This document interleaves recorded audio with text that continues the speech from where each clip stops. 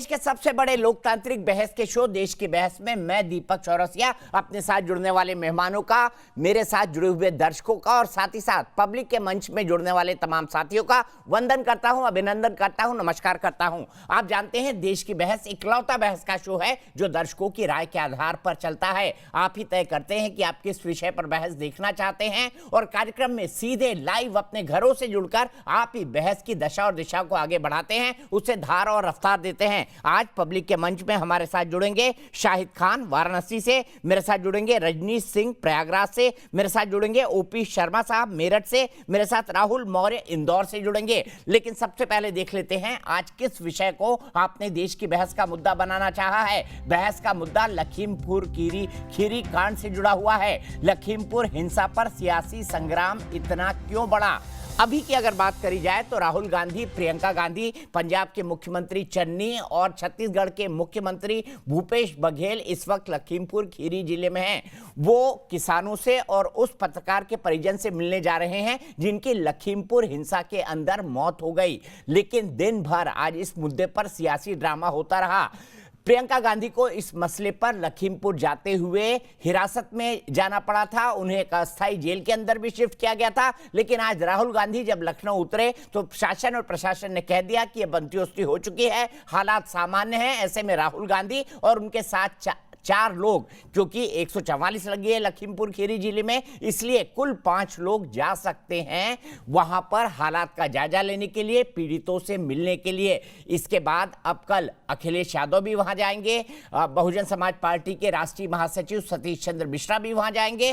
कांग्रेस की तरफ से पंजाब कांग्रेस के विधायक और जितने भी मंत्री हैं वो भी 10,000 गाड़ियों के काफिले के साथ कल मोहाली चौक से निकलेंगे लखीमपुर खीरी जाने के लिए। यानी राजनीतिक बवाल इस मसले पर बढ़ता जा रहा है। इस बीच केंद्रीय गृह राज्य मंत्री अजय मिश्रा ने आज गृह मंत्री अमित शाह से मुलाकात की। अजय मिश्रा ने कहा कि न तो संगठन ने उनसे इस्तीफा देने को कहा है और न ही वो इस्तीफा देने जा रहे हैं। उनका आरोप है कि जो कुछ भी हुआ है वो उसका सब सच सामने आ जाएगा। मेरे बेटे का इसमें किसी भी तरह का कोई इन्वॉल्वमेंट नहीं है, क्योंकि जब किसानों को कुचलने की बात कही जा रही है तब मेरे बेटा दंगल के अंदर शामिल था। हकीकत क्या है ये जांच में सामने आएगा। सरकार किसान संगठनों के साथ एक समझौता कर चुकी है, लेकिन राजनीति अपने चरम पर है। आज इसी पर बहस होगी कि क्या उत्तर प्रदेश विधानसभा चुनाव जो अगले कुछ महीनों में आने वाले हैं उसमें लखीमपुर खीरी कांड एक बड़ा मुद्दा बनेगा। लेकिन सबसे पहले देख लेते हैं अभी तक का अपडेट।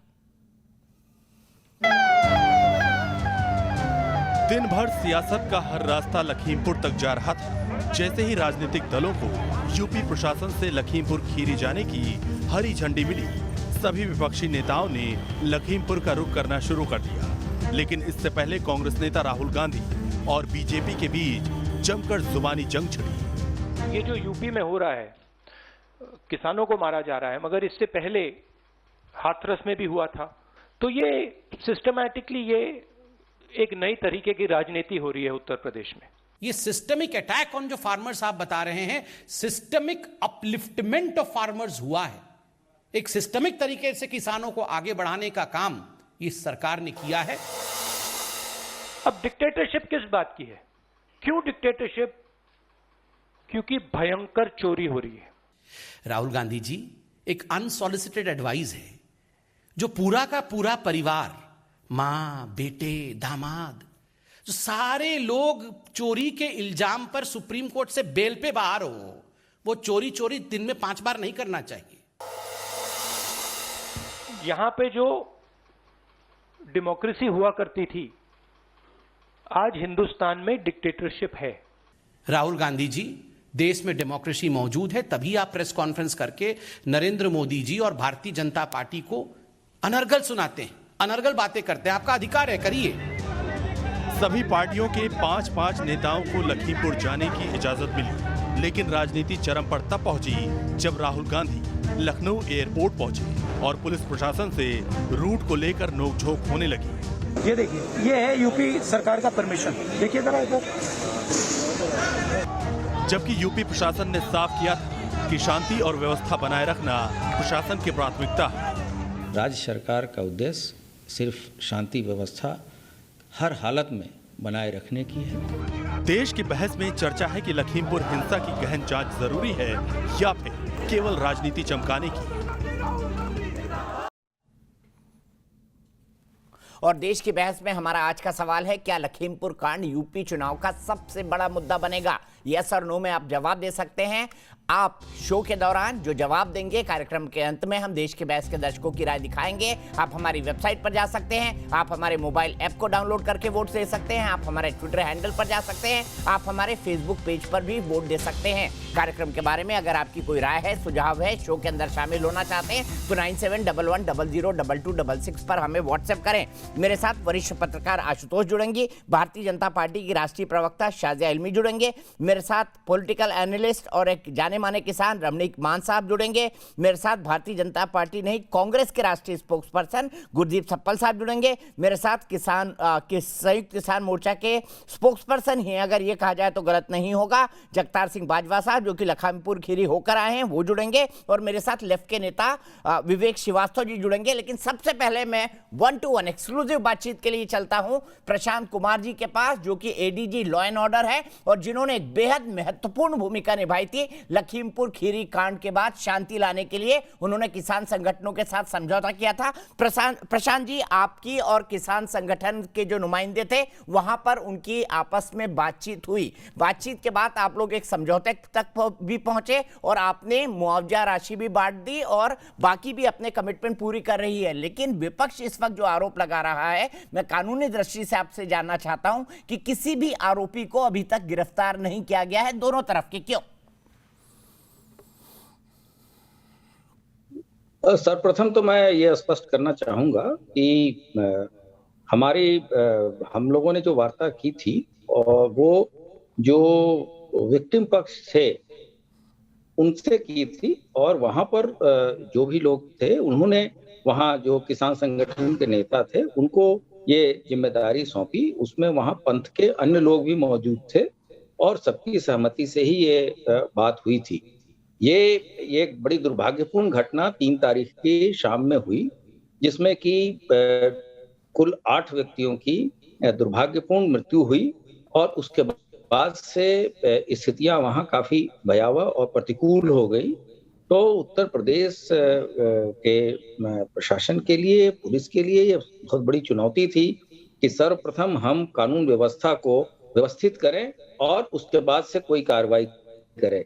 तो त्वरित कार्रवाई करते हुए शासन स्तर से ये ट्वीट किया गया कि किसी भी हालत में जो दोषी हैं वो बख्शे नहीं जाएंगे, और एक हाई पावर डेलीगेशन वहां भेजा गया। और जो चूंकि किसान पक्ष लोग धरना प्रदर्शन कर रहे थे, जो मृतक किसान थे उनके शव के साथ, तो ऐसी स्थिति में जल्दी से जल्दी वार्ता करके तो ये वार्ता की गई और उनके सहमति से चीजें वहां अनाउंसमेंट भी की गई, कुछ अनुदान भी दिया गया, उनकी न्यायिक जांच की भी डिमांड मानी गई, तथा जो भी उन लोगों ने लिख के दिया उस तरीके से एफआईआर दर्ज की गई। इसके बाद से वहां पंचायतनामा हुआ, पोस्टमार्टम हुआ।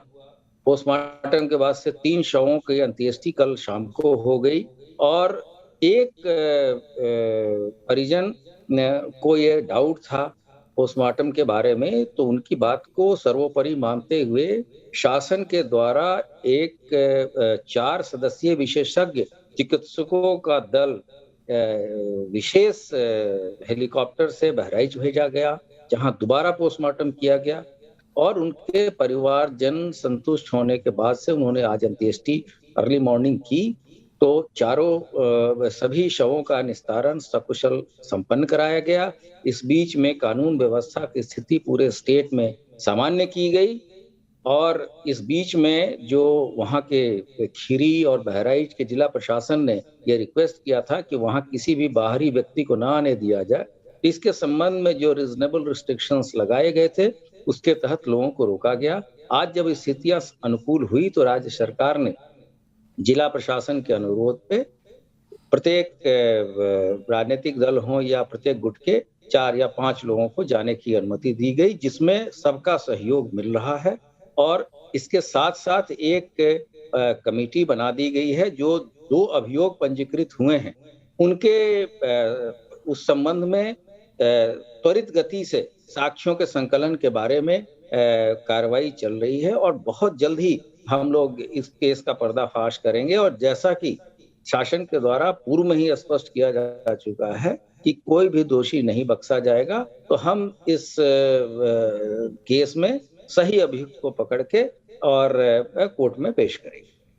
आपने कहा सही अभियुक्त को पकड़कर कोर्ट में पेश करेंगे, लेकिन आपने बताया कि जो तहरीर दी गई उसी के आधार पर एफआईआर हुई है। ऐसे में जो एफआईआर में नामित है, जिनका नाम एफआईआर में है, आशीष मिश्रा, जो कि गृह राज्य मंत्री अजय मिश्रा के बेटे हैं, उनकी गिरफ्तारी नहीं हुई है। इस पर सबसे ज्यादा सवाल उठ रहे हैं। इस पर उत्तर प्रदेश पुलिस पर सवाल उठाए जा रहे हैं। उनकी गिरफ्तारी न होने का कारण, चूंकि वो नामजद अपराधी है, तो क्या गिरफ्तारी निश्चित है? माफ कीजिएगा, निश्चित पूछ रहा हूं मैं, क्या गिरफ्तारी होनी चाहिए ऐसे मामले में? विवेचना के बाद होती है? पुलिस का प्रोसीजर क्या कहता है?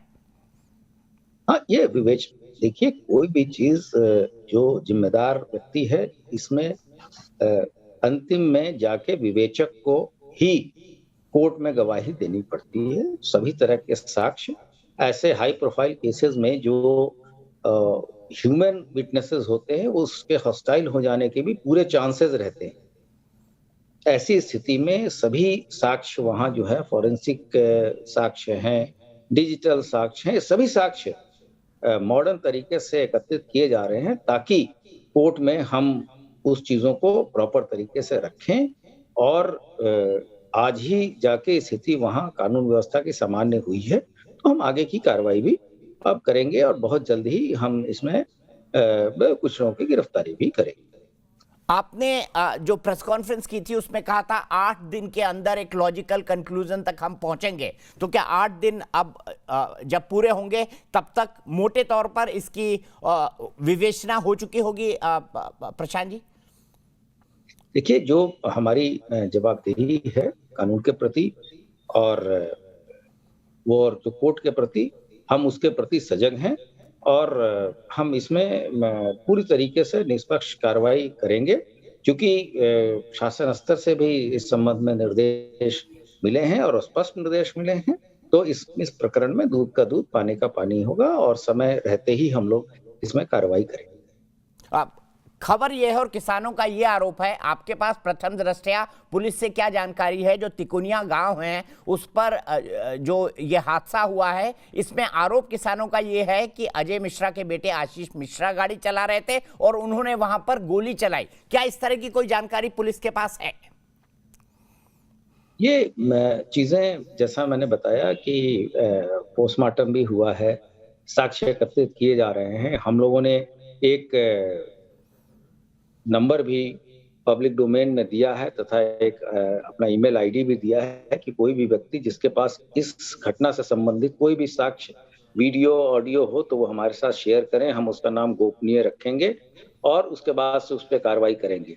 तो हम सभी तरह के साक्ष्य एकत्रित कर रहे हैं और इसके अतिरिक्त ऐसे भी कुछ प्रयास हो रहे हैं कि दूसरे जगह की वीडियो को इस घटना से जोड़ के भी लोग अपलोड कर रहे हैं। तो ऐसे लोगों को भी आगाह किया गया है कि इस तरह के चीजों से बाज आए, वरना उनके विरुद्ध भी हम कार्रवाई अवश्य करेंगे।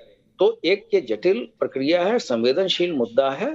इसमें कोई कार्य ऐसा नहीं किया जाएगा जो कि जल्दीबाजी में हो, जिसको लेके बाद में कोई एम्बैरेसमेंट कोर्ट या कचहरी में पुलिस को झेलना पड़े। एक आखिरी सवाल सर आपसे जानना चाहूंगा, ये कहा जा रहा है कि उत्तर प्रदेश के अंदर चुनाव सामने है, भारतीय जनता पार्टी की सरकार है, चूंकि ये हिंसा उनके खिलाफ जाएगी, इसलिए उत्तर प्रदेश पुलिस पर राजनीतिक दबाव है। क्या दबाव में काम कर रही है उत्तर प्रदेश पुलिस? जब शासन के शीर्ष स्तर से बता दिया गया है ट्वीट करके कि इसमें किसी तरह का दबाव नहीं है और जो अपराधी है या जो आरोपी हैं जिन्होंने ये घटना की है उनके विरुद्ध कार्रवाई की जानी है, तो मैं दीपक जी आपसे अनुरोध करूंगा कि आप वेट करें और समय आने पे सभी चीजें साफ हो जाएंगी और दूध का दूध, पानी का पानी हो जाएगा।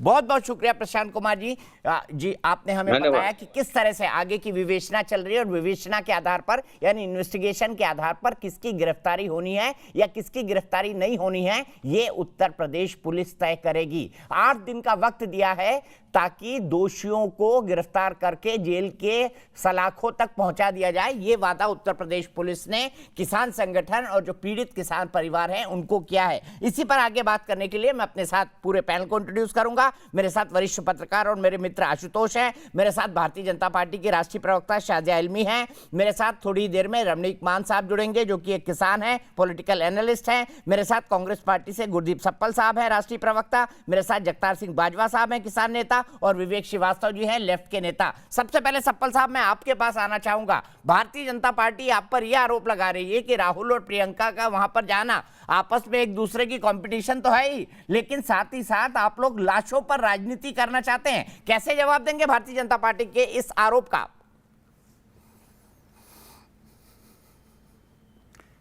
दीपक जी, जो घटना घटी लखीमपुर में, जो हत्याएं हुई, वो कोई चोरी डकैती का मामला नहीं था। वो कोई किसी की व्यक्तिगत रंजिश की वजह से नहीं हुई थी। ये हत्याएं इसलिए हुई क्योंकि मोदी सरकार की जो किसान नीति का विरोध कर रहे थे उनके खिलाफ ये कार्रवाई हुई और उनकी हत्या हुई। ये एक पॉलिटिकल मर्डर है, ये कोई मामूली मर्डर नहीं है। और ये नहीं भूलना चाहिए कि इसकी जो प्रक्रिया है, पहले मंत्री का भाषण, फिर मंत्री की कार, मंत्री का बेटा, इसलिए मंत्री की सरकार की जांच नहीं चल सकती है। यह बड़ी सीधी सी बात है कि जिन्होंने भड़काया, जिन्होंने पूरे कांड को अंजाम दिया, वही जांच करेंगे। क्या ये इस देश में इंसाफ का यही तरीका रह गया है?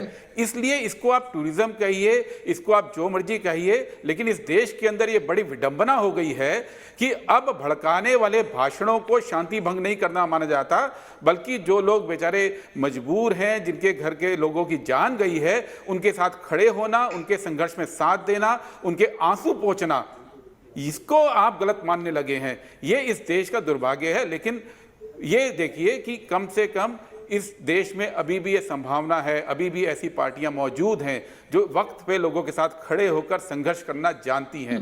इसलिए बीजेपी चाहे जो कहे, पूरी जनता को मालूम है कि ये घटनाक्रम क्यों हुआ, पूरी जनता को मालूम है कि मोदी जी की नीतियों का विरोध ये किसान कर रहे थे और इसकी वजह से उनकी जान गई, और उनके मंत्री की वजह से, उनके मंत्री के बेटे की वजह से जान गई है। ये पूरा देश जानता है। ठीक है शाजिया, आप पर आरोप है कि आपके मंत्री के भड़काऊ भाषण और उनके बेटे ने ये हरकत की है जिसके वजह से किसान हलकान हुए, उनकी जान चली गई। क्या मंत्री को अपने पद पर बने रहना चाहिए? क्योंकि इस्तीफा नहीं हुआ है, ना ही बीजेपी ने मांगा है उनसे इस्तीफा। नहीं, ये कौन कह रहा है? इसका क्या, ये कौन कह रहा है कि मंत्री का बेटा इसमें शामिल है? ये नामजद एफआईआर कह रही है, जो एफआईआर हुई है वो कह रही है कि आशीष मिश्रा ने उर्फ मोनू ने किसानों पर अपनी थार गाड़ी चढ़ा दी। ये एफआईआर कह रही है और गोलियां एफआईआर कह रही है, लेकिन जो चश्मदीदों के जो बयान है वहां पे जो आए हैं, बाकायदा उसमें कहा गया है कि किस तरह से मारपीट हो रही है उनके साथ, और ये भी दिखाया गया है कैसे लोग भाग भाग के जा रहे हैं, और ये भी, और बीजेपी के कार्यकर्ताओं को मारा गया है, ये भी देखा है। और पोस्टमार्टम रिपोर्ट को कोई चैलेंज नहीं कर रहा है, किसान भी चैलेंज नहीं कर रहे हैं। तो राहुल गांधी और प्रियंका वो भी चुनौती नहीं दे रहे हैं और समझौता हो गया है।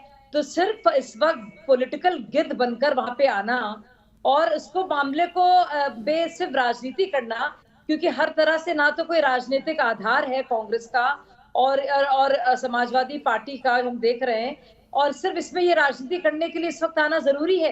हम जानते हैं कि जो हुआ है कितना दुर्भाग्यपूर्ण है। और आपको क्या लगता है जो कार्यकर्ता भाजपा के जो मारे गए हैं, तो उसके लिए क्या दुख प्रकट नहीं करना चाहिए, जिन्हें पीट पीट के मारा गया है, जो सिर्फ और सिर्फ वहां पे मौजूद थे रिसीव करने के लिए? और ये वीडियोस भी सामने आए हैं कि जो, और ये भी जांच का पूरी तरह से पूरा मामला है, क्योंकि अभी तो कुछ साबित नहीं हुआ है। एफआईआर तो दर्ज हुई है, और एफआईआर दर्ज होने का मतलब है कि किसी तरह से यूपी की पुलिस किसी भी तरह का वो नहीं कर रही है भेदभाव। बावजूद इसके कि प्रमाण इसका है कि तेनी जी का बेटा वहां पे मौजूद नहीं था, बाकायदा एक फंक्शन में था, तब भी एफआईआर की गई है। यानी कि पूरी तरह से जो कुछ कहा गया जा रहा है विपक्ष के तौर से, वो साफ जाहिर है कि वो उसके बावजूद भी, इस तरह की ये प्रमाण होने के बावजूद भी अपनी ही सरकार में जो यूपी के जो तेनी है, जो MOS है फाइनेंस, उनके बेटे का नाम अगर आ रहा है तो उनका नाम भी साफ जाहिर है। ये साफ दिखाता है कि किसी भेदभाव के बगैर यूपी प्रशासन काम कर रहा है। और ये सीधे आशुतोष के पास चलते हैं। शादी, आपने अपनी बात कही, इसी का काउंटर आशुतोष से लेते हैं। आशुतोष, निष्पक्षता की बानगी ये है कि आशीष मिश्रा का नाम FIR में है, बीजेपी ये तर्क दे रही है, जबकि उनकी प्रेजेंस दंगल के अंदर मौजूद थी, जिसके वीडियो उन्होंने सार्वजनिक तौर पर प्रेस के सामने भी रखे और जनता के सामने भी रखे। क्या कहेंगे आप? 5 बातें हैं दीपक। पहली बात तो ये है कि बहुत कम लोगों को साथ पता होगा कि वहां से जो दंगल का इलाका है वो सिर्फ 5 मिनट की दूरी पर है।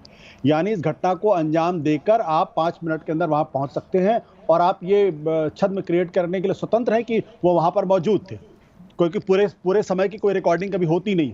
देखिए, इसमें जो सबसे महत्वपूर्ण बात ये है, वो महत्वपूर्ण बात है कि उनके पिताजी की मौजूदगी, और मेरा अपना मानना यह है कि इसमें ज्यादा बड़ा आरोप उनके पिताजी के ऊपर है। 5 चीजें हैं। पहली बात यह है कि अगर आपको ध्यान होगा तो आज से 1 हफ्ते पहले उनके पिताजी ने एक भड़काऊ भाषण दिया था, जो केंद्र के अंदर मंत्री हैं। इसी तरीके का भड़काऊ भाषण कफील खान ने दिया था, जो उनके पर आरोप लगा था, उनको गिरफ्तार कर लिया गया था। ऐसे भड़काऊ भाषण देने के बाद न केवल भाषण दिया गया, बल्कि उस भड़काऊ भाषण के खिलाफ वहां किसान भड़के और उन्होंने जाके काला झंडा दिखाने की कोशिश की। यानी कॉज एंड इफेक्ट दोनों है। तो कायदे से मंत्री महोदय के खिलाफ FIR दर्ज होनी चाहिए और उनकी गिरफ्तारी भी होनी चाहिए। दूसरी बात, उनके बेटे अभियुक्त है, FIR दर्ज है, तो वो एक एक्यूज्ड हैं। Harbouring the accused is also a kind of criminal offence, उसमें भी उनके खिलाफ FIR दर्ज होनी चाहिए। तीसरी बात, वो मिनिस्टर होने के बावजूद वो अपने बेटे के पक्ष में एविडेंस मैन्युफैक्चर कर रहे हैं। तो इसका मतलब यह है कि वो एविडेंसेस को मिटाने की भी कोशिश कर रहे हैं। ये तीसरी FIR उनके खिलाफ, मुकदमा उनके खिलाफ दर्ज होना चाहिए। चौथी बात, वो minister of state for home affairs है। इसका मतलब यह है कि जो सारी एजेंसीज उनके अंडर या उनके डिपार्टमेंट के अंडर में काम कर रही है, तो उनके रहते हुए एक क्रिमिनल मामले में कैसे इन्वेस्टिगेशन निष्पक्ष हो सकती है? यह क्लैश ऑफ इंटरेस्ट का मामला है, इसलिए भी उनको अपने पद पर नहीं रहना चाहिए। और आखिरी बात, वो पूरे इन्वेस्टिगेशन को मिसगाइड करने की कोशिश कर रहे हैं। इन 5 मामलों पर अगर देखा जाए तो, और फिर उनका बैकग्राउंड आप देखिए, उनके खिलाफ अभी भी वो हिस्ट्री शीटर रह चुके हैं। साथ ही साथ हाई कोर्ट में उनके खिलाफ एक क्रिमिनल मर्डर के मामले में 2018 से एक जजमेंट रिजर्व है, वो जमानत पर हैं। ऐसा शख्स पहले तो MOS कैसे अपने पद पर, और दूसरा उनके रहते हुए इन्वेस्टिगेशन साफ कैसे हो सकता है, ये महत्वपूर्ण बात है। तो उत्तर प्रदेश की पुलिस ने इनके खिलाफ अभी तक FIR दर्ज नहीं की है। अगर देश में कानून का शासन है, कफील खान के खिलाफ अगर FIR दर्ज हो सकती, गिरफ्तार हो सकते हैं, तो फिर इन मंत्री महोदय के खिलाफ भी FIR दर्ज होनी चाहिए, वो गिरफ्तार होनी चाहिए। सीधे शाजिया से इसका जवाब ले लेते हैं। शाजिया, मुझे बताइए, मंत्री महोदय के खिलाफ FIR क्यों नहीं? आशुतोष ये कह रहे हैं। और जो दूसरा उनका सवाल है वो ये है कि भाई मंत्री जी तो हिस्ट्री शीटर हैं, आदतन अपराधी हैं, उनको गृह राज्य मंत्री कैसे बना दिया सरकार में?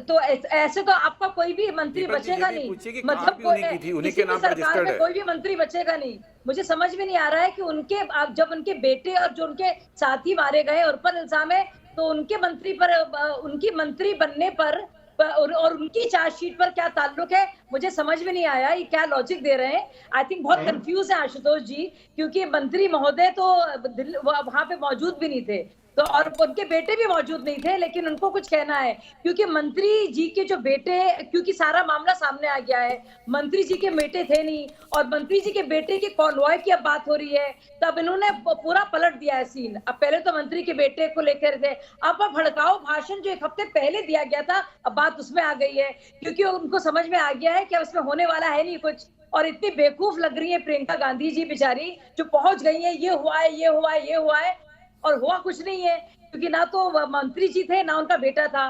तो आप कह रहे हैं क्योंकि मंत्री जी ने पहले भड़काऊ भाषण दिया था 1 हफ्ते पहले, और बहुत साल पहले कोई उन्होंने चार्जशीट है, तो उसके हिसाब से अब ये तो कोई बात बनी नहीं भाई साहब, इसका कुछ ताल्लुक इस पूरे वाकये से नहीं है। इस वाकये से बहरहाल एक चीज का ताल्लुक है, और वो वीडियोस हमने देखे हैं, किस तरह से इंसान वो बैठा हुआ था और हाथ जोड़े हुए था और कह रहा था कोई हमें नहीं मारो, और कह रहे थे तुम्हें तेनी ने भेजा है, बोले हमें भेजा था देखने के लिए वहां पे क्या हो रहा है।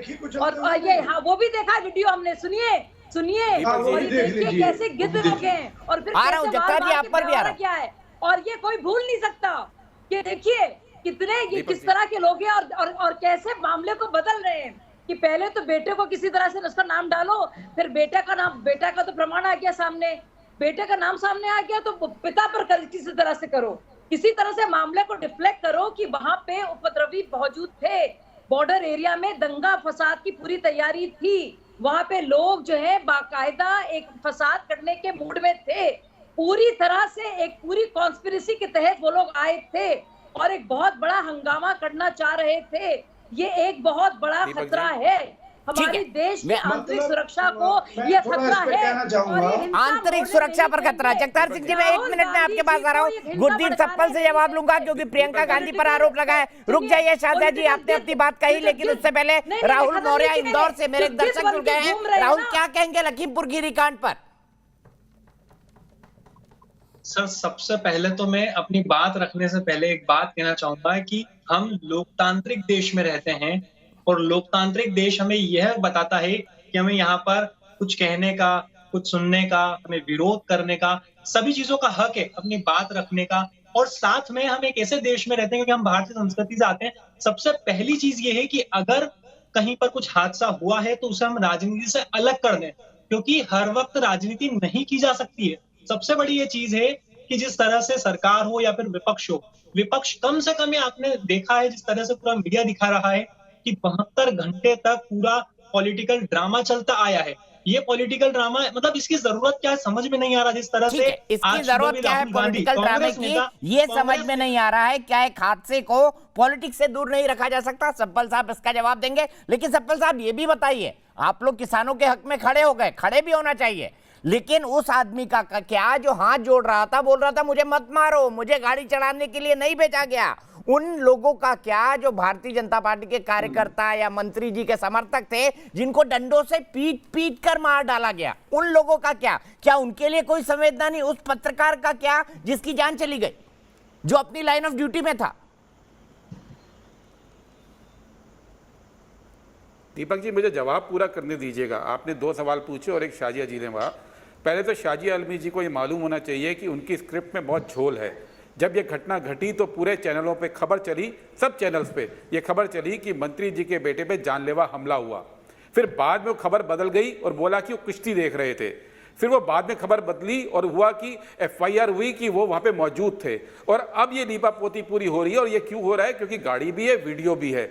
और ये शाजिया जी को भी और जितने भी लोग हैं, अगर उनका थोड़ा सा भी दिल और संवेदना बची है, अगर उन्होंने वो वीडियो देखा है जिसमें किसान आराम से जा रहे हैं, कोई हंगामा नहीं है, चहलकदमी करते हुए जा रहे हैं और पीछे से एक गाड़ी आती है, पीछे से गाड़ी आती है और रौंदती चली जाती है। दुनिया ने ये दृश्य और भी देशों में देखे हैं दीपक जी। टोरंटो में हुआ था, नीस में हुआ था, बर्लिन में हुआ था। पूरी दुनिया ने एक स्वर से इसकी भर्त्सना की थी कि ये आतंकवादी घटनाएं हैं और आप इसको कत्ल भी नहीं मानोगे। पूरी दुनिया ने सारे वीडियो देखे। बारे में ये बात भी नहीं करोगे। मैं आपके बीच में नहीं बोला, करेंगे उसकी भी बात मैं आपके बीच में नहीं बोला था। अगर आप बोलेंगे तो कंप्लीट कर लेने दीजिए उनको प्लीज, कंप्लीट कर लेने दीजिए। नहीं बोलने दूंगा अगर आप बोलेंगी बीच में, तो आप पूरी बात पूरे करने दीजिए, वरना आप नहीं बोल पाएंगे इस शो के ऊपर। गुरदीप वो खामोश है, सप्पल साहब बोलिए प्लीज। दीपक जी, हम जिस फिलॉसफी को मानते हैं दीपक जी, कांग्रेस पार्टी जिसको मानती है, उसमें हर व्यक्ति कानून के सामने बराबर है, हर व्यक्ति की जान की बराबर कीमत है, राइट टू लाइफ। उसमें चाहे वो बीजेपी का सपोर्टर हो, चाहे वो बीजेपी का विरोधी हो। ये बीजेपी है जिसने आज जाके एक सेकंड FIR कराई है किसानों के खिलाफ। ये बीजेपी है जिसने कि मृतक लोगों में अपने लोग चुन लिए और दूसरों को अपना दुश्मन डिक्लेयर कर दिया है। ये बीजेपी है जिसने पिक एंड चूज किया है।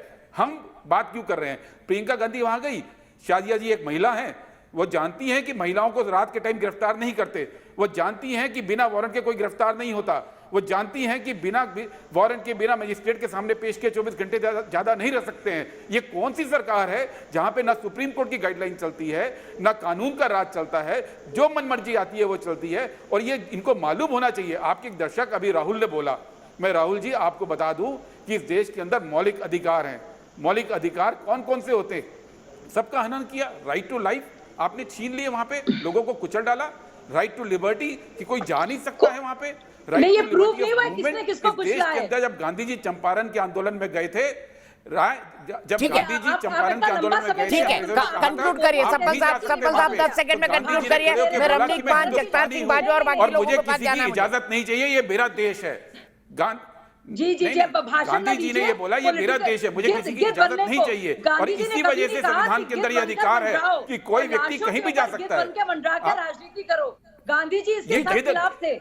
और ठीक है, मैं सीधे रमनीक मान साहब के पास चलता हूँ। रमनीक मान साहब, अगर जिस तरह की कांग्रेस के प्रवक्ता कह रहे हैं कि उनका राइट टू प्रोटेस्ट भी छीना गया, राइट टू लाइफ भी छीना गया, और उनके जो राइट है कि भाई रात में एक महिला की गिरफ्तारी नहीं होनी चाहिए, उन फंडामेंटल राइट्स का भी वायलेशन किया उत्तर प्रदेश सरकार ने। आप उनके तरफ से सहमत हैं? चाहिए, ये भी एक फंडामेंटल राइट है वहाँ के लोगों की सिक्योरिटी के लिए। प्लीज भड़कानी चाहिए, शाजिया जी, भड़काना चाहिए। शाजिया रुक जाइए ना, एक मिनट, एक करके। रमनीक मान जी, से हिंसा भड़कती है, भड़काने वाले भाषण से हिंसा भड़कती है। जब चीफ मिनिस्टर ये कहते हैं कि लट उठा लीजिए, उससे हिंसा भड़कती है। आंसू पोंछने से हिंसा नहीं भड़कती है। सर रमनीक मान जी, सब्बल साहब आपने कह लिया। रमनीक मान जी, सब्बल साहब please, sir please, thank you. देखिए, मैं 2-3 बातों का यहाँ पे उल्लेख करना चाहता हूँ। पहले मैं उत्तर दूंगा सब्बल साहब की बात का, फिर मैं मुद्दे पे आता हूँ। सब्बल साहब ने चंपारण के मूवमेंट की बात करी, आप 84 भूल गए? आपकी सरकार ने, तत्कालीन प्रधानमंत्री ने कहा था, अभी आप कह रहे हैं डंडे उठा लीजिए, उन्होंने कहा था बड़ा पेड़ गिरता है तो धरती हिलती है, और जब धरती हिलती है तो दिल्ली में सिखों के गलों में टायर डाल के जिंदा जला दिया जाता है। ये आप कहना चाहते हैं? आप राइट टू लाइफ की बात करते हैं। देखिए, कांग्रेस को कोई अधिकार नहीं है राइट टू लाइफ बात करने के कंटेक्स्ट में बात करो। आप कंटेक्स्ट में बात कर रहा हूं ना, मैं तो बोल रहा हूं, मैं आ रहा हूं ना। आप लेके गए मेरे को चंपारण, कौन लेके गया? आप लेके गए ना। कहां बात कर रहे हो आप? कहां की बात 84 पे ले गए? विवेक जी आ रहा हूं आपके पास, शांत हो जाइए। विवेक जी आ रहा हूं आपके पास। राइट टू लाइफ नहीं, अब लखीमपुर आओ, लखीमपुर आ जाओ, लखीमपुर आ जाओ। आपको मैं 2 बातें बताता हूं, और शाजिया जी पहले मैं आपको बताता हूं, आप सिर्फ एक वीडियो, अरे आपको जवाब मिलेंगे मेरे हजूर सारे, जरा संयम बना के रखिए, मैं देता हूं जवाब। आपने बात करी लखीमपुर के अंदर एक वीडियो की, आपने दूसरे वीडियो की बात क्यों नहीं करी? सबसे पहली बात तो यह कि रास्ता किसी का रोकना नहीं चाहिए, और अगर किसी ने रास्ता रोका है तो गाड़ी चढ़ाने का अधिकार नहीं है, और अगर गाड़ी चढ़ गई तो किसी को लाठी मार मार के उसकी जान लेने का अधिकार नहीं है। इस सारे प्रोसेस में 8 भारतवासियों की जान गई है। कोई उनको बीजेपी का कार्यकर्ता बताता है, कोई उनको किसान बताता है, ये कोई नहीं बोलता कि 8 हिंदुस्तानी मारे गए, उसके पीछे के कारण क्या थे। और किसी को तकलीफ है दूसरी एफआईआर दर्ज होने पे, लाख बार हो तकलीफ, आपको तकलीफ हो, लाख बार हो, दूसरा पर्चा दर्ज होना चाहिए था। जब वहां पे लिंचिंग होगी तो उसके ऊपर आपत्ति दर्ज होनी चाहिए। और आप किसानों के हितैषी बनते हैं, कांग्रेस पार्टी के मेरे प्रवक्ता साथी। भैया मेरे को एक बात बताइए, हनुमानगढ़ में लाठियां मार मार के सिर खोल दिए किसानों के, आपको वो नहीं दिखे? आप लोगों का जो एक रोहित वेमुला के समय से ये जो एक वल्चर टूरिज्म शुरू किया है ना आपने, ये गिद्धों की राजनीति जो शुरू करी है, प्लीज उसको जवाब ले, मेरे देश को बख्श दीजिए। आपकी राजनीतिक रोटियां सिके न सिके, हिंदुस्तानियों की जान जा रही है। और सुनो, मैं बताता हूं, अभी थोड़ी देर पहले आशुतोष जी कह रहे थे कि वो 5 मिनट का रास्ता है, दीपक जी जवाब ले लीजिएगा। ये हो गया वो, अरे आशुतोष जी, आप तो आशुतोष नहीं, आप तो शेरलॉक हो, आप शेरलॉक हो। मैं आशुतोष जी ऐसे मत कीजिए, इन्वेस्टिगेशन हो रही है, आपको देश के कानून व्यवस्था पे आपको भरोसा है या नहीं, उस बात का उत्तर दीजिए। यदि भरोसा है तो इन्वेस्टिगेशन हो लेने दीजिए, मंत्री पुत्र हो, मंत्री हो, कोई हो, बराबर टांगा जाएगा। आप इन बातों को उल्लेख करेंगे ना कि उनके ऊपर यह पर्चा दर्ज है, तो ऐसे तो यह कांग्रेस पार्टी के दोनों शीर्ष नेता जमानत पे बाहर है। ये कौन सा जमानत पे नहीं है? राहुल गांधी कहां से होगा? जमानत पे है। देखिए, बात करें आप मुद्दे की, आप सिर्फ ये बता दीजिए, इस पे जवाब ले लीजिएगा। गुरदीप जी मैं बिल्कुल आऊंगा, लेकिन मुझे पहले विवेक और जगतार जी के पास जाना है। किसने दिया अधिकार? आप ये भी बताइए, 1 मिनट, ये बताइए, तेजेंद्र सिंह विर्क रामपुर से 250-250 किलोमीटर दूर से लोगों को गाड़ियों में ढो के ला रहे हैं लखीमपुर के अंदर। लखीमपुर के अंदर जिस जगह ये घटना हुई है, वहां पे कितने लोग बाहर के थे? और जो 4 मृतक है, चारों में से कोई एक स्थानीय था? बताइए। कोई 50 किलोमीटर दूर, कोई 100 किलोमीटर दूर, कोई 250 किलोमीटर दूर से आ रखा है। क्या अंदर का हो या बाहर का हो, गाड़ी से कुचलने का अधिकार मंत्री के बेटे को नहीं है। गाड़ी लेकर के लोग साहब एक के ऊपर एक बात बोलिए। जगतार जी, विवेक जी, कंप्लीट करिए। रमनीक मान जी, ये मान साहब सिर्फ झूठ बोलने आते हैं। प्लीज मैं कंक्लूड कर रहा हूं। आप झूठ बोल रहे हैं, आप झूठ बोल रहे हैं, कंक्लूड कर रहा हूं। आप कह रहे हैं किसानों के खिलाफ मैं कंक्लूड भी है। एक मिनट शाजिया जगतार जी के पास जा रहा हूँ। रमनीक जी कंक्लूड करिए, मुझे विवेक जी और जगतार जी के पास जाना है। 1 मिनट, जिन्होंने सुनो, जिन्होंने, जगतार जी इस बात को मानेंगे, जिन लोगों ने 4 लोगों को डंडे लाठी मार के मौत के घाट उतार दिया वो किसान नहीं हो सकते। आप लोगों ने जिन लोगों ने 4 लोगों को डंडे लाठी मार के मौत के घाट उतार दिया वो किसान नहीं हो सकते। भैया मंत्री के बेटे के बारे में भी 2 शब्द बोल दो। सीधे विवेक की बात हो जी, सुनिए जगतार जी रुक जाइए। गुरदीप जी मुझे जगतार जी और विवेक जी के पास जाना। विवेक जी मेरा सवाल सुनिए, विवेक जी मेरा सवाल सुनिए। जब अखलाक और पहलू खान की बात होती है तब तो आप लिंचिंग के खिलाफ खड़े हो जाते हैं। जो लिंचिंग लखीमपुर खीरी में लोगों की हुई, किसी ने जीप चढ़ाई, में उसका समर्थन बिल्कुल नहीं करता, बिल्कुल नहीं होनी चाहिए।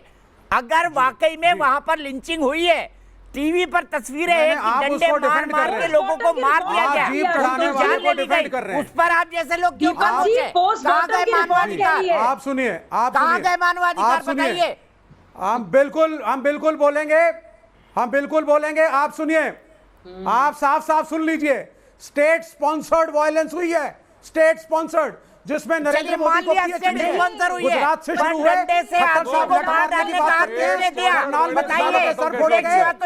स्टेट स्पॉन्सर्ड वायलेंस है। सुनिए और चुप कराइए, बोलने दीजिए। स्टेट स्पॉन्सर्ड वायलेंस है। मंत्री का बेटा अक्यूज्ड है, वहां पे लिंचिंग होती है, आपने अरेस्ट नहीं किया, रिमांड में नहीं लिया। आपका रिमांड जेएनयू के बच्चों के लिए, सुनो, आपका रिमांड आपका रिमांड सबके लिए, लेकिन मंत्री के बेटे ने आप बताओगे कानून व्यवस्था कैसे चलेगी? और इन्वेस्टिगेशन कराएंगे। लाल झंडे वाले बताएंगे, ये लाल झंडे वाले बोलने दो जरा मेरे को। Listen to me now. आप बताएंगे मंत्री के बेटे को मत बचाइए, मंत्री को बेटे की अनुमति किसानों को किसने दी? लिंचिंग की अनुमति शांतिपूर्ण आंदोलन में किसने दी है बता दीजिए। नहीं कोई किसान, आप भी तो झंडा बरदार है, लेफ्ट के लोग ही तो किसान आंदोलन के झंडा बरदार है, बताइए ना। सरकार है, उसको पता है मुख्यमंत्री योगी को कि इलेक्शन हारेंगे। अरे लिंचिंग की बात का जवाब दीजिए ना विवेक जी, लिंचिंग का जवाब नहीं है। आप जैसे लोगों ने लिंचिंग को कैसे जायज करा दिया जो किसानों ने किया? वरना इतनी लिंचिंग का जवाब दे रहा हूं मैं। लिंचिंग को कोई जायज नहीं ठहरा रहा, लिंचिंग को जायज नहीं ठहरा रहा, लेकिन स्टेट स्पॉन्सर्ड वायलेंस जो मंत्री के बेटे ने करी है शर्मनाक है, और आप इन्वेस्टिगेशन उसी मंत्री से करवा रहे हैं। ये डबल शर्मनाक है। दंगा कराया है। और ये सुन लीजिए, लाला लाजपत राय के शरीर पे जब लाठियां बरसी थी तो कहा था कि ब्रिटिश एम्पायर के कॉफिन की आखिरी कील है, और यहाँ किसानों के ऊपर जितनी जीपें चढ़ाओगे, जितनी जीपें चढ़ाओगे, आप सबको रोकूंगा, मैं आप सबको रोकूंगा विवेक जी। आपने अपनी बात पूरी की, लिंचिंग का जवाब नहीं दिया, लेकिन इस वक्त एक बड़ी खबर आ रही है, वो मैं सबको बताना चाहूंगा। सुप्रीम कोर्ट ने लखीमपुर हिंसा का स्वतः संज्ञान ले लिया है। कल खुद चीफ जस्टिस ऑफ इंडिया इस मामले की सुनवाई करेंगे। कल सुप्रीम कोर्ट में इस मामले की सुनवाई होगी। जगतार सिंह जी, आप खुश हैं सुप्रीम कोर्ट के इस कदम से, या इस बार भी आप कहते हैं कि नहीं, सुप्रीम कोर्ट ने दखल देना ही नहीं चाहिए? क्योंकि आप तो किसान आंदोलन के मामले में सुप्रीम कोर्ट के आदेश से भी पीछे हट गए। गलत बात है दीपक जी, ये आप कोरिलेट मत कीजिए किसी भी विषय को। भारत के किसान भारत के संविधान पर विश्वास करते हैं, भारत की आपने सुप्रीम कोर्ट की कमेटी कहाँ मानी भाई? आपने मानी क्या सुप्रीम कोर्ट की कमेटी? बताइए। उस कमेटी में मेंबर कौन थे? वही लोग थे सर, वो सुप्रीम कोर्ट ने डिसाइड किया था ना। सुप्रीम कोर्ट की बात मानी जगतार सिंह जी, बताइए हाँ या ना में जवाब दे दीजिए। आपका मानना सिलेक्टिव है, आपको अच्छा लगता तो आप मानते हैं, आपको सुप्रीम कोर्ट का अभी ऑब्जर्वेशन है ये मान साहब बोल रहे कि आप लोग नहीं कीजिए। ये जो अभी उपदेश दे रहे थे, मेरी एक बार दीपक जी, मैं मेरी बात सुनिए, इसके बाद आपके पास जो है हंगामा करना चाह रहे हैं। मेरी बात सुनिए आप, बिल्कुल हंगामा, आप लोग दंगा, मेरी बात सुनिए, हंगामा करने वाली पार्टी आपकी है, आप हंगामा कर करके सत्ता में आए हो। आप लोग अभी ये भाई हमारा उपदेश दे रहे थे, 8 भारतीय दीपक भाई एक सवाल है, दीपक भाई एक सवाल है, ठीक है, सरकार से कुछ पूछेंगे मान साहब? जगतार जी, रमनीक मान आपसे एक सवाल पूछना चाहते हैं, रमनीक जी पूछिए। रमनीक मान एक सवाल पूछना चाहते हैं, रमनीक जी पूछिए। एक सवाल है, उसके बाद मैं गुरदीप जी के पास जाऊंगा। जल्दी से पूछिए रमनीक जी। जगतार जी जवाब देंगे। 4 लोगों के कातिल किसान है क्या? 4 लोगों के कातिल किसान थे क्या? मान साहब आपने कहा 4 लोगों के कातिल किसान थे क्या? 8 भारतीयों की बात करिए, आप 8 भारतीयों की बात करिए। जिस सरकार के शासन में 8 भारतीयों में से 4 को तो आपने बता दिया, मंत्री का बेटा है। 8, मैं तो 8 की आपने आइडेंटिफाई किया था। सुनो, मैं आपकी बात का जवाब दे रहा हूं, आप बात नहीं सुन रहे। सरकार निकम्मी है या नहीं? साहब आप जोश में होश खो गए हैं, मैं सवाल पूछ रहा हूं। आपने 4 लोगों का, सुनो, आपने 4 लोगों का आपने आइडेंटिफाई किया। आपने बोला मंत्री पुत्र और 3 बीजेपी के कार्यकर्ता आपने आइडेंटिफाई किया। मैं ये पूछ रहा हूं जो बाकी 4 लोग मरे उनके कातिल किसान थे क्या? एक धड़ा तो आपने बता दिया, बीजेपी के मंत्री के बेटे ये सब है, उन लोगों ने मारा। बाकी 4 के कातिल वो किसान है क्या? न्यायिक जांच की मांग की। बाकी 4 के कातिल किसान है क्या? किसानों ने डंडे मार के मांग की। अरे बात घुमाओ मत यार, गोल गोल मत घुमाओ। बाजवा साहब सीधा सवाल सीधा जवाब, बात गोल घुमाओ मत। मैं सीधा जवाब 4 लोगों के कातिल किसान थे क्या? आप कोर्ट नहीं हो, 4 लोगों के कातिल किसान थे क्या? 4 लोगों के कातिल किसान थे क्या? बाजवा साहब हाँ या ना? उन 4 लोगों के कातिल किसान थे क्या? 4 किसानों के उन 4 लोगों के कातिल किसान थे क्या? मैं आपसे पूछ रहा हूं, हाँ या ना? उन 4 अरे सवाल के जवाब में सवाल नहीं होता श्रीमान। श्रीमान आप 4 किसानों का सवाल के जवाब में सवाल नहीं होता।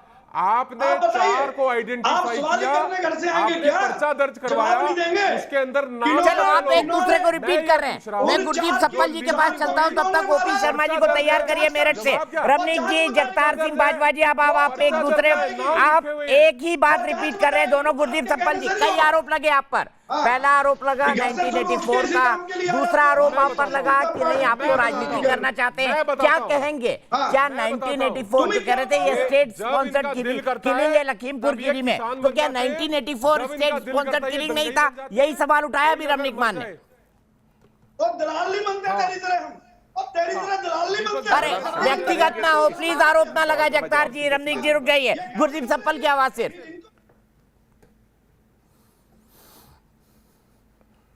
दीपक जी, आपने बहुत सीरियस सवाल उठाया, इसलिए इसका जवाब उतनी गंभीरता से देना है।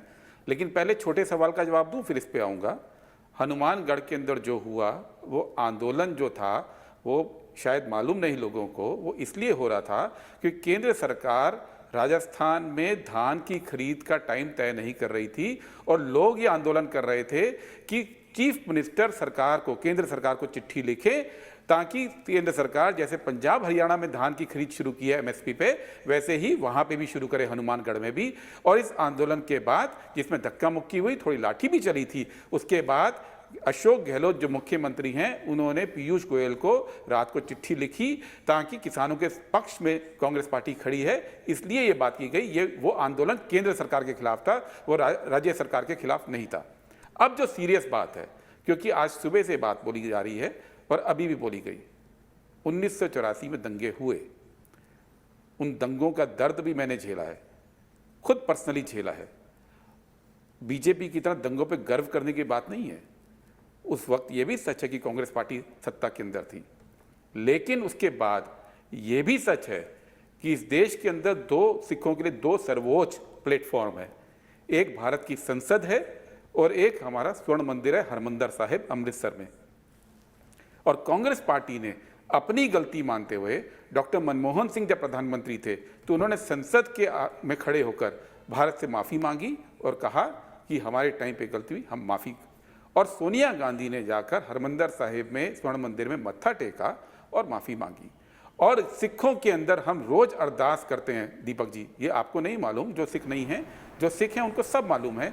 अरदास के अंदर, प्रार्थना के अंदर हमारी एक लाइन आती है, सिखों को क्षमादान दो।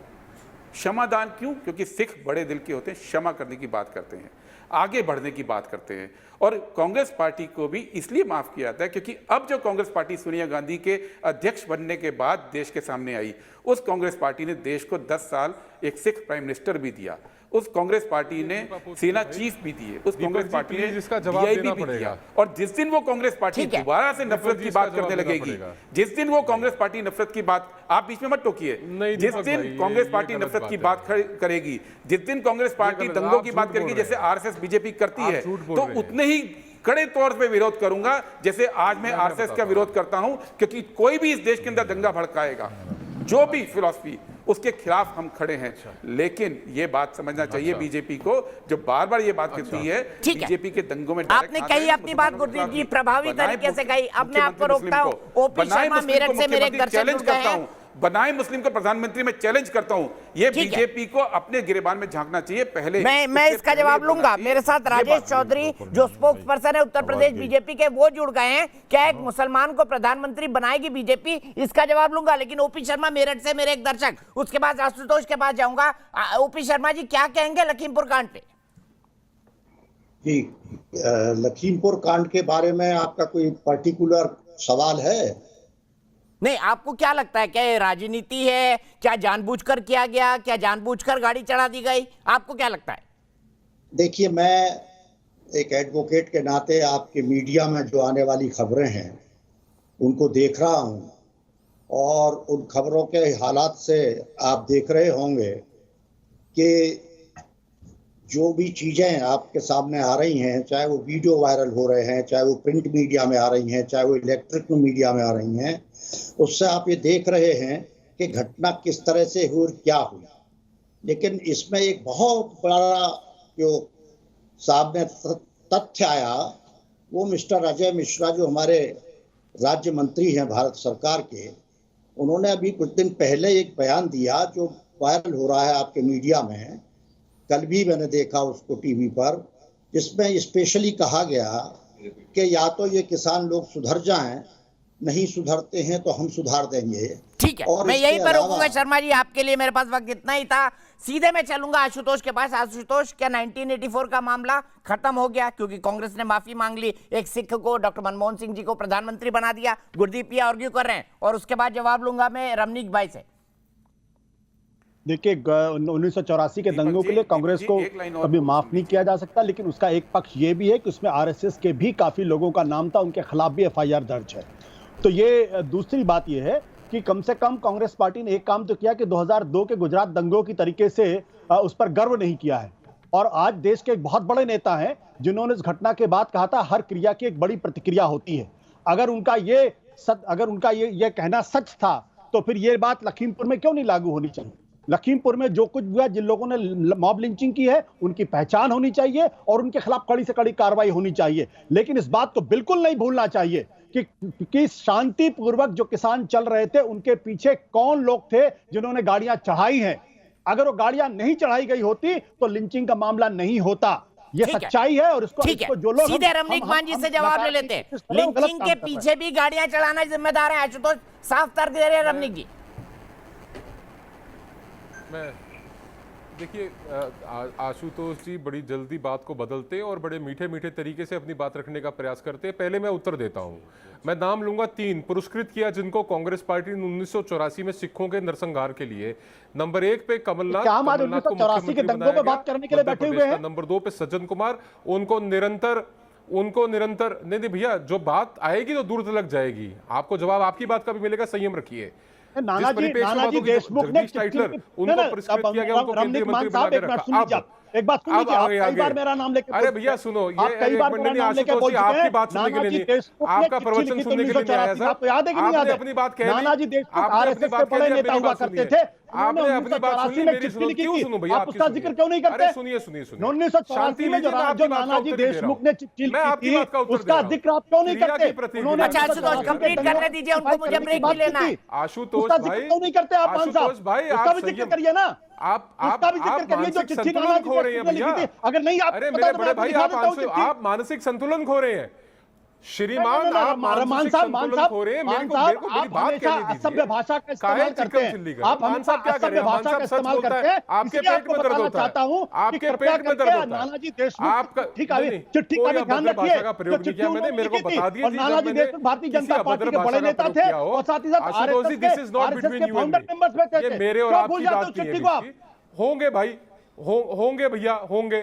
रमनीक जी जल्दी कंप्लीट करिए। आशुतोष रुक जाइए प्लीज, आशुतोष प्लीज रुक जाइए। रमनीक जी कंप्लीट करिए, मुझे ब्रेक लेना है। मैं ये कह रहा हूँ आशुतोष जी, आपके पेट में दर्द होता है जब रमनीक सच बोलता है। दूसरी बात, असभ्य भाषा अब आगे बात लखीमपुर की। आप बताइए मेरे को कि उस जगह और उसी लखीमपुर में आपको उसी भाषा में जवाब मिलेगा अगर आप असभ्य भाषा का इस्तेमाल करेंगे तो। पर्सनल बताओ मेरे साथ आशुतोष भाई, जरा ज्यादा पर्सनल मत होइए। आपके पेट में दर्द हो रहा है, कोई बात नहीं, जरा गोली खाइए, इस्तेमाल नहीं करेंगे आप। अगर आप करेंगे तो उसी भाषा में। कोई व्यक्तिगत ना हो, दोनों व्यक्तिगत ना हो, मैं दोनों से रिक्वेस्ट करूंगा। रमनीत जी कंप्लीट करिए प्लीज। कोट करूंगा मैं कोट करूंगा आपको, मैं कोट करूंगा मैं कोट करूंगा जी। जब मैं बात रही है तो मैं ये कह रहा हूं, ये कह रहे कि मेरे को ये बताओ कि लखीमपुर खीरी का कौन सा लोकल किसान था वहां पे? 4 मृतक हैं, गाड़ी के नीचे आने वाले 4 मृतक हैं। लोकल कौन है? एक 50 किलोमीटर दूर का, एक 250 किलोमीटर दूर का, 100 किलोमीटर दूर का। आप क्या कहना चाहते हो? अरे छोड़ो, तो रहने दो, झूठ मत बोलो भैया, झूठ मत बोलो। हाँ, मैं लखीमपुर में उस दिन नहीं था, मुझसे 3 दिन पहले मैं लखीमपुर। अरे झूठ बोलना इनका काम है, मैं मेलानी इनका काम झूठी बोलना तो है, इसीलिए तो बैठे हैं यहाँ। अरे भैया सुनो, इनका एक ही काम है, केवल झूठ बोलना। तुम्हारे पेट में दर्द होता है जब रमनीत मान सच बोलता है। तुम पोस्टमार्टम की रिपोर्ट उठा के देखो, मृतकों का एड्रेस देखो, कौन वहां का लोकल है बताओ, तुम बता दो। अच्छा, मैं यहीं पे रोकूंगा, मैं जगतार जी के पास भी जाऊंगा, राजेश जी के भी पास जाऊंगा, लेकिन फिलहाल एक ब्रेक के बाद में वापस लौटता हूं। तो देश की बहस में हम बात कर रहे हैं लखीमपुर हिंसा पर, और इसी पर बात करने के लिए मेरे साथ जुड़े हुए हैं आशुतोष, वरिष्ठ पत्रकार, मेरे साथ जुड़े हुए हैं गुरदीप सिंह साहब, कांग्रेस के राष्ट्रीय प्रवक्ता, मेरे साथ जुड़े हुए हैं जगतार सिंह बाजवा साहब, किसान नेता, मेरे साथ जुड़े हुए हैं विवेक श्रीवास्तव जी, लेफ्ट के नेता, मेरे साथ जुड़े हुए हैं अश्विनी उपाध्याय जी, सुप्रीम कोर्ट के वकील हैं, बीजेपी के नेता हैं, चूंकि सुप्रीम कोर्ट ने स्वतः संज्ञान लिया है, और मेरे साथ जुड़े हुए हैं राजेश चौधरी, जो कि स्पोक्स पर्सन है यूपी बीजेपी के।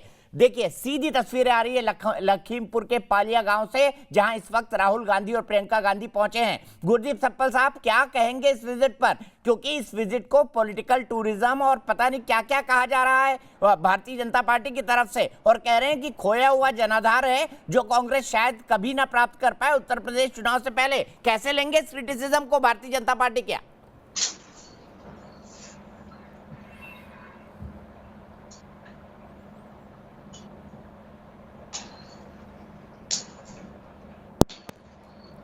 गुरदीप जी, मेरी आवाज मिल रही है आपको?